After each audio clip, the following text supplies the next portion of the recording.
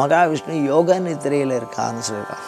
தூக்கத்திலே துரியமற்ற உறக்கம் வேற, யோக நித்திரை வேற, ஜபத்தில் வரக்கூடிய நித்திரை வேற. இப்போ நம்ம ஜபம் பண்ணிகிட்டே இருப்போம். அப்படி ஜபம் பண்ணும்போது திடீர்னு ஒரு ஆழ்ந்த உறக்கம் வர மாதிரி இருக்கும். அந்த உறக்கம் என்னன்னா அதுக்குள்ள ஒரு பொறி இருக்கும். அந்த பொறிங்கிறது என்னன்னா மிகச்சிறந்த புத்துணர்வை ஜபம் செய்து எழுந்தவர்கள் அடைய வேண்டும். தூங்கி இந்த மாதிரி எழுந்தா நம்ம ஜபம் பண்றது தப்புன்னு அர்த்தம். அதுதான் யோக நித்திரைன்னு சொல்றா. அதாவது முழுவதுமாய் உள்நோக்கிய திருப்பம் நித்திரைன்னு சொல்றா. உள்நோக்கிய திருப்பம்னா என்ன? நித்ராங்கிறது என்னன்னா உள்நோக்கி ஆன்ம பயணம். இப்போ நம்ம பகல் முழுக்க என்ன பண்றோம்னா உலகத்தை குறித்து நம்மளுடைய புலன்கள் வெளிநோக்கி செல்லுகிறது அப்படின்னு சொல்றோம். ஆனா ஆகமங்கள் என்ன சொல்றது அப்படின்னு சொன்னா பஞ்ச அவஸ்தையில ஒண்ணு நித்ரான்னு சொல்றோம். ஜாக்கிரதம், சொப்பனம், சுழுத்தி, துரியம், துரியாதீதம்னு சொல்றோம்.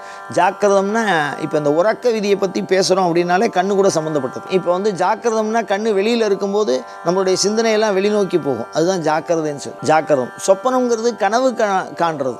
நல்ல உறக்கத்தில் கனவு காண்றோம். அந்த கனவு காண்றதை மறுநாள் காலம்புற நம்ம சொல்கிறோம், இந்த மாதிரி கனவு கண்டோம் அப்படின்னு நம்ம சொல்கிறோம். அப்போ கிட்டத்தட்ட அது உறக்கத்தின் அமைதியை தராது. அதுக்கப்புறம் ஞானியர்கள் அசையாமல் உறங்குவார். மாணிக்க வாசகரை பற்றி ஒரு செவி வழி செய்தி. அவர் இப்போவே மரத்து மேலே தூங்கிட்டு போகிறான். மரத்து கிளையில பரன்னு சொல்லுவார். பூமி சாராமல் அதெல்லாம் உறங்குறதுக்கு வாய்ப்பே இல்லை. காரணம் என்னென்னா எந்த நிமிஷம் நாம உறங்கினாலும் நம்மளுடைய உடல் நம்மளை அறியாமல் இப்படி இப்படி அசையும். அது மாதிரி புத்த மதத்து கதையில் சொல்லும்போது அவர் இடது பக்கமாக கை வச்சு படுத்தாருன்னா அது எவ்வளவு நேரம் அவர் தூங்கணும்னு நினைக்கிறாரோ அவ்வளோ நேரம் அவர் தூங்குவார். கரெக்டாக விடியல் பொழுதுல அது வரைக்கும் அசையாமல் சவ நித்ரான்னு பேர். சவநித்ரான்னு பேர், யோகத்துக்கு பேர். அப்படியே அசையாமல் இருக்கும். அப்படியே அது மிகப்பெரிய அமைதி, மிகப்பெரிய ஆரோக்கியம்.